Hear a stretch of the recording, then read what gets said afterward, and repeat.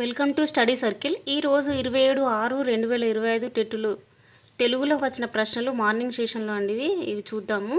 మొదటి ప్రశ్న, దూరదర్శన్ ఛానల్కు ప్రస్తుత పేరు ఏంటి? యాదగిరి.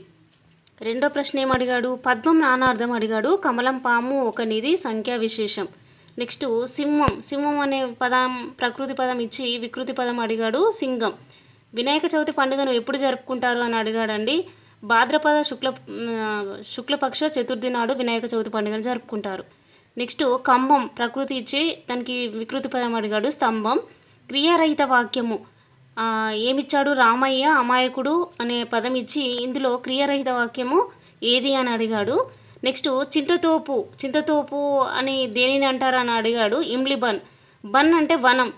ఇవన్నీ నేను ప్రీవియస్ వీడియోలో 3rd to 10th వరకు ప్రీవియస్ వీడియో చేశాను. ప్రతి ఒక్క ప్రశ్న టెట్ డిఎస్లో వచ్చింది ఎక్స్ప్లెనేషన్ ఇస్తూ వివరించాను. ప్రతి ఒక్కరు చూడండి. ఈ ప్రీవియస్ ప్రశ్నలే కాకుండా ఇంకా వ్యుత్పత్తి అర్థాలు, నానార్థాలు, పర్యాపదాలు, అర్థాలు, ఇంకా తర్వాత పద్యము, గద్యము, వాటి యొక్క ప్రశ్నలను, సందులు, ఇవన్నీ కూడా మీరు చూడని వారుంటే ఈ ఛానల్ని సబ్స్క్రైబ్ చేసి చూడండి. ప్రతి ఒక్క ప్రశ్న వస్తూనే ఉన్నది.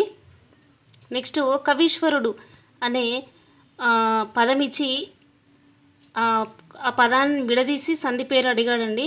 అంటే కవీశ్వరుడు, కవి ప్లస్ ఈశ్వరుడు, కవీశ్వరుడు ఏ సంధి అని అడిగాడు? సవర్ణదీర్ఘ సంధి. గ్రావం అంటే అర్థం అడిగాడు. కొండ. నామవాచకం గురించి అడిగాడు. నామవాచకం అంటే పేర్లను తెలిపే పదాలను నామవాచకం అని అంటారు. నెక్స్ట్ ప్రశ్న, ప్రబంధ వాంగ్మయం తద్వికాసం ఎవరిది అని అడిగాడు. ఇది ఎవరిది అంటే డాక్టర్ పల్లా దుర్గయ్య గారు. నెక్స్ట్ విశేషణం అంటే ఏంటి అని అడిగాడు. విశేషణం అంటే గుణాన్ని తెలిపే పదము. నెక్స్ట్ పల్లెటూరు పిల్లగాడ పాఠంలోని పదం ఇచ్చి అంటే ఆ పాఠంలోని పాఠం గేయంలోని ఒక పదం ఇచ్చి ఇది జాతీయమా అని అడిగాడు. నెక్స్ట్ పంటసిరి గేయం పాఠంలో ఒక చరణంలో ఒక వాక్యం ఇచ్చి ఇది ఎవరు రాశారని అడిగాడు. అంటే ఎవరు అది? రావెళ్ళ వెంకట రామారావు గారు. నెక్స్ట్ పద్యం ఇచ్చాడండి. కూరిమిగల దినంలో అనే పద్యం ఇచ్చి పద్యానికి ప్రశ్నలు అడిగాడు.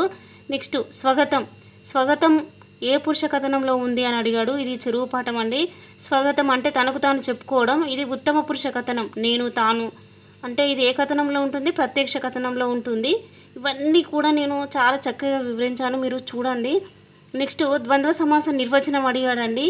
ద్వంద్వ సమాసం నిర్వచనం ఏంటి? రెండు కానీ అంతకంటే ఎక్కువ కానీ నామవాచకాల మధ్య ఏర్పడే సమాసాన్ని ద్వంద్వ సమాసం అని అంటారు.